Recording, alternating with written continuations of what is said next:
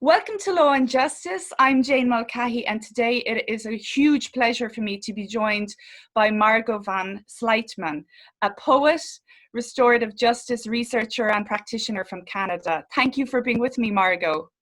Thank you so much, Jane. It's a pleasure. It's an absolute pleasure.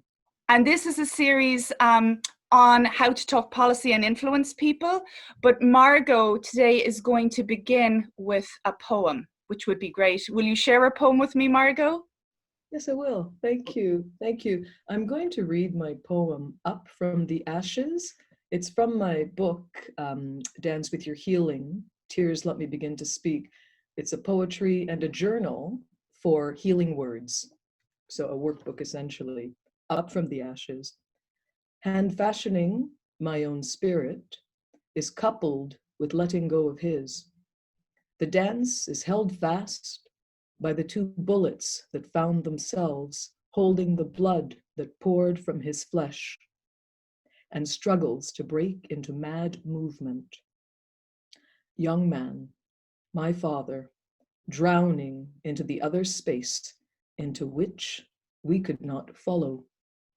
So, language began to bleed forth. Okay, wow. Thank you, Margot. Firstly, what does the phrase or the word Sawbonna mean for listeners who aren't familiar with this concept? You bet. Sawbonna is a Zulu word, number one. It means I see you. Well, it firstly means hello. Okay. That hello, it means I see the human in you.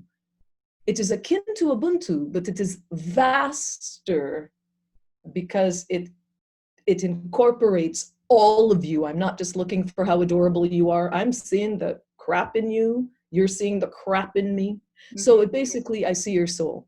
Okay. I see your humanity, our shared humanity. Oh, lovely.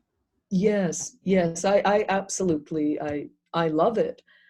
And it has taken me, so my master's thesis is called Sawbonna, Justice as Lived Experience. And the paper that is just newly published by the Department of Justice Canada is Sawbonna, Victim-Led Restorative Justice. Okay. Interesting. And tell me about that. So how do you envisage that would occur, and what's the difference between it being, say, victim-led and criminal justice agency-led, let's say, or led by someone else entirely different? Well, keep in mind I'm a poet. Okay. I'm a poet. Yeah. I'm whatever language takes us into possibility, takes us into courage with the liminal is extremely important. Therefore, it is all intertwined. Mm-hmm. It is all intertwined. What Sawbonna essentially, it was funny because of course I knew we would speak of this. Sawbonna demonstrates how to use the challenges that we face as opportunities. And the key word there, it is the challenges we face. And those challenges go back to trauma. They go back to things like forgiveness, the F word. I write about this in this paper, And yes, it's a beautiful idea, and we can argue it, I call forgiveness, and I write about it in here, a grand narrative. Jane, you forgive me for slapping your child, and we're best friends. Yay. And in your mind, you're like, lady, you slapped my kid. What is wrong with you? Yeah, I'll never leave them alone with her again, kind of thing, or whatever. Yeah. So there's something simplistic. I understand the germ of the beauty of it, but Sawbonna does not ask that. Sawbonna says, look, we are messy. We are messy. So essentially, when we met in Montreal there, and that was beyond painful to me. So, I mean, people listening will want to know what happened. Essentially, the murderer that I met, with whom I was supposed to be standing on that stage, we were supposed to be giving a talk together. Half of that audience was there because I brought them there. He forgot the heart of the matter. He just came to me and said, oh, this is bigger than us. And he went up and did the thing. And he spoke and did not mention Theodore, did not mention how we know each other, why we know each other. And my reasoning was very simple. We are working to build bridges with disconnected communities. So that was absolutely horrific. What happened after that is I came back to Ontario. I was giving 2 keynotes, like the next, like right after. And one was for a lovely agency that works with fellas coming out of prison. And they asked me to do the keynote for their big fundraising dinner. Again, a great honor. But I said to a friend of mine, how am I going to do that? I was just like, this person forgot the heart of the heart of Sawbonna. And my friend said to me, what has changed? Sawbonna it's actually expanded, because now the lens for you, which sort of stopped there with that second time broken relationship, has now expanded, because Sawbonna matters that much more. And honest to God, that was the beauty. I didn't have to worry about forgiving, this and blah, blah, blah. I'm just like, oh gosh, yeah, the work matters, and to me, Sawbonna takes it to another level. I don't have to worry about forgiveness. What really does matter, however, is to be very concerned in relation to policy and also in relation to us. I don't have to like you. You could do whatever you do. I don't know your story. And even if I know your story, I can't do anything about it. But Sawbonna says, we are humans first. Therefore, those challenging things that happen, they give us opportunity to remain in that place. And the week after I gave that keynote, I was at Grand Valley Prison, giving again with women there. And I shared some of this story with them. And because it was so fresh with me, if you want to see the empathy and the beauty and the camaraderie, now these are women that have done all kinds of things for lots of reasons. Don't worry, my heart is with them. Yeah. We sat in circle together, Jane, and each of us shared Sawbonna in a space that you would think maybe, no, that's not possible. So this is what it is. It teases out these ideas of, you've got to do this and you've got to do this. And I'm going to fill out a form and say that now I'm in restorative justice and I'm in shared humanity. I understand those things. I truly do. And I must say, there is great work. Sawbonna says, let's take it up a notch. Let's not even a notch. Let's just make it a bit more inclusive.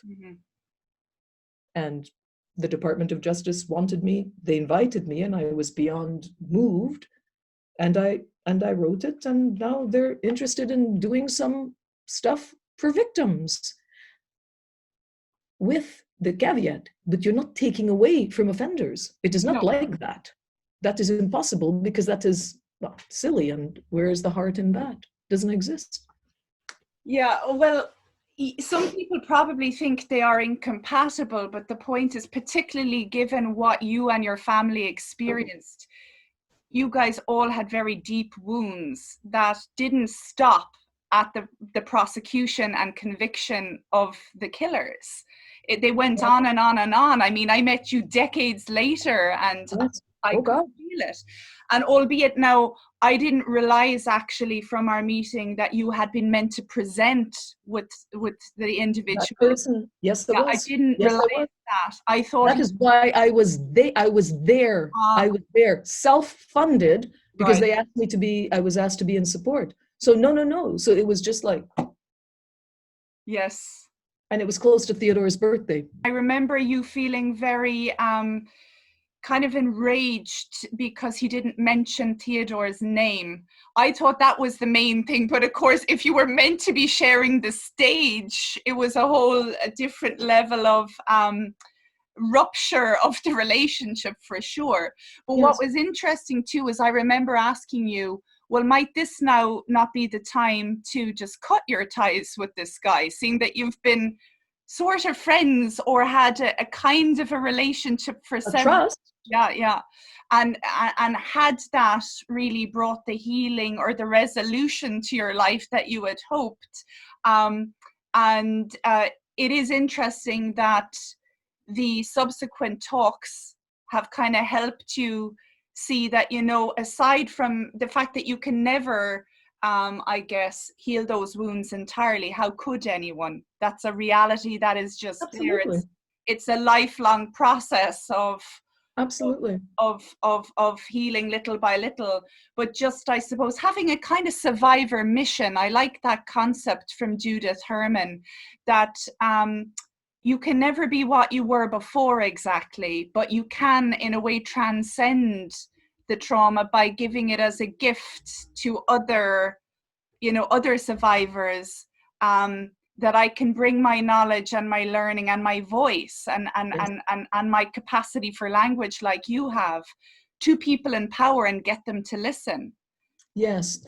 I'd like to read a poem now. Yes, It just struck me. thank you.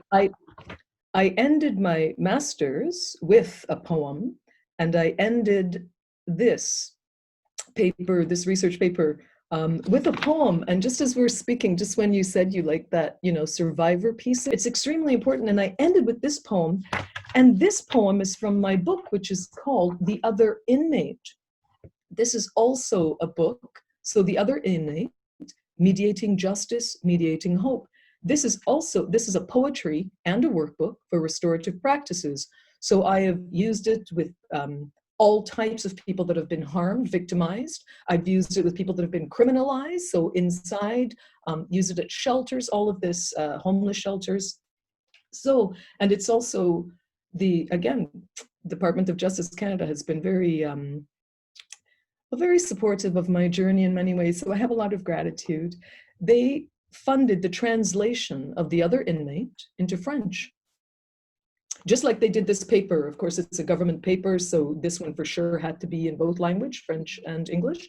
But L'autre prisonnière, that is The Other Inmate. And this poem that I'm going to read, I ended this paper with. Okay.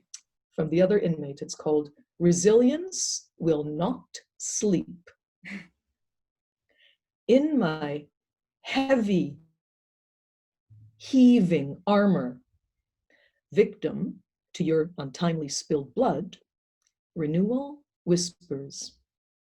Too many years injustice held me prisoner. Now another call comes. No more, no more, no more silencing. Thank you, Margot. My pleasure. Thank you. Thank you.